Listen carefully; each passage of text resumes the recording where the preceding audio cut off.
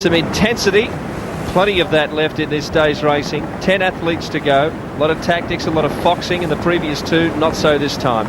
But once again, we're lined up at a critical stage of the race and they are off. And look at the varied angles that they're taking towards the first buoy here at St Kilda.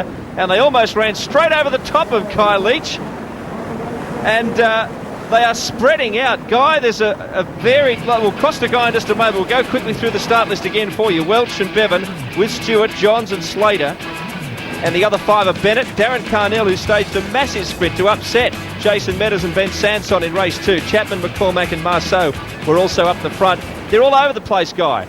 Well, they are all over the place. We've got that bank on the right-hand side, which has been such a strong point for Andrew Johns during the race, the first two races. But as we speak, without Benjamin Sansong in here, we're going to need some other rabbits to go forth.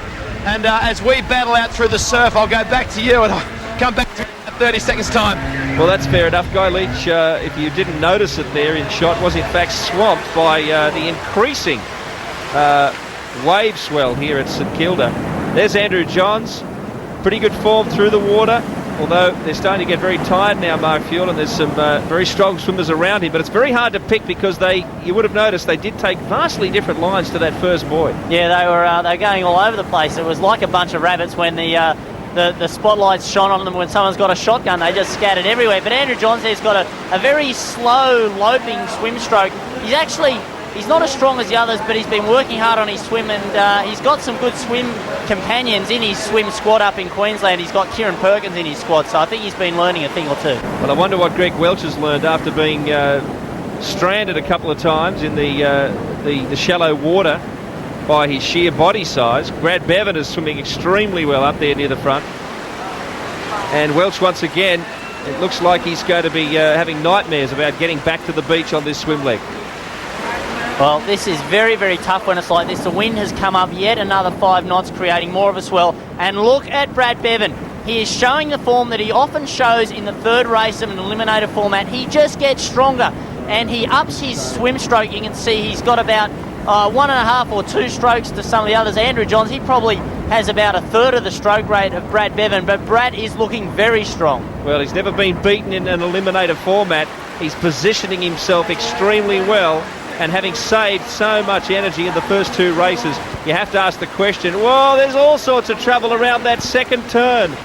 The boys moving about dramatically in the wind, and a big swell came through just as some of the leaders were turning, and that confused them. They took a line inside and may, in fact, have crossed underneath the buoy. It's very hard to tell, but you can see the size of the swell that the wind is whipping up here.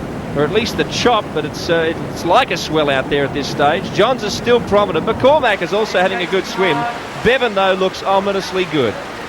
He certainly does, but he can't do it all by himself.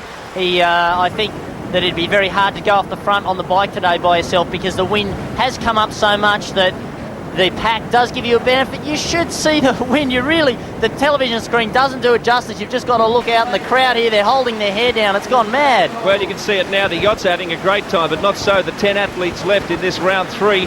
Guy Leach, how well positioned is Greg Welch and Miles Stewart this time? Well, Brad Bevan has gone way up the beach because of the fact that we've got this big wind blowing and chop coming in now. He's positioning himself right on the gate.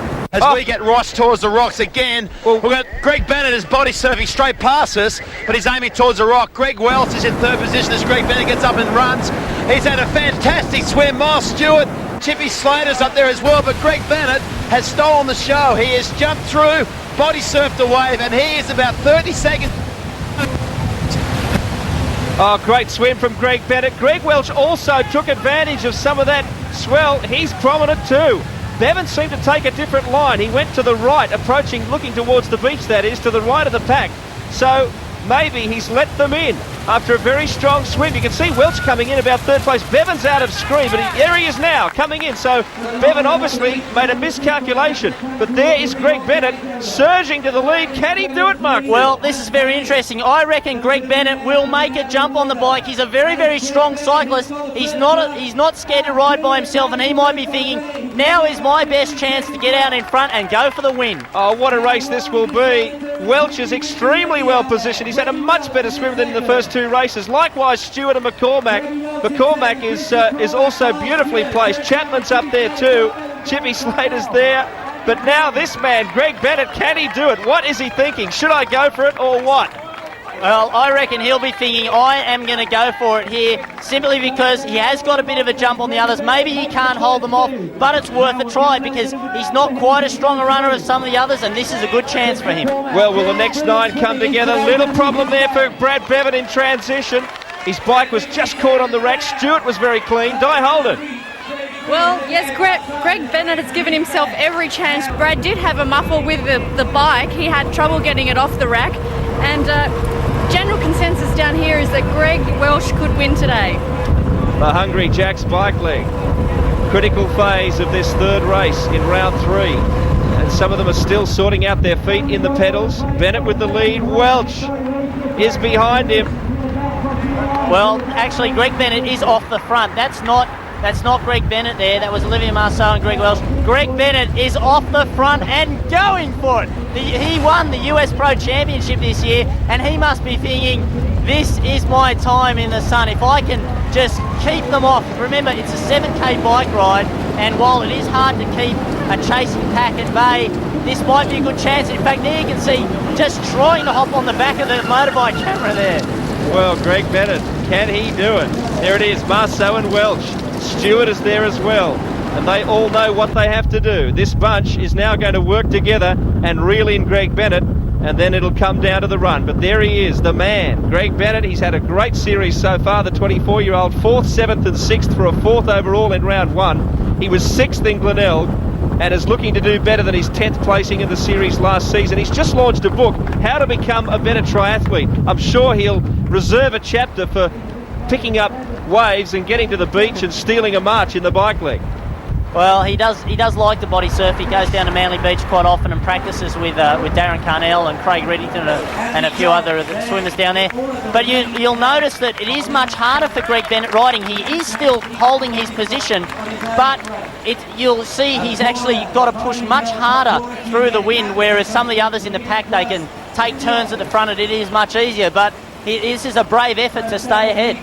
We're just being joined in the studio now by a breathless Locke Volmerhouse, who's had a bit of a rest after the second race in this series. He hasn't had much luck today. But Locke, how do you sum up the finish of this one? I don't really envy Greg Bennett. He came out of the water with such a lead that he had no choice but to attack on the bike. And I envy him being out there, out in the sun. But with 9 guys chasing you down, it's never going to be easy. And I just hope he pulls it off. It's very exciting racing. Well, there's a lot of experience behind him, isn't there? And those guys, if anyone could pull him in, then you got the likes of Stewart, Welch and Bevan working together. I don't really envy him with, the guys behind him have won about 4 world championships between them, and, he's certainly got his work cut out for him today.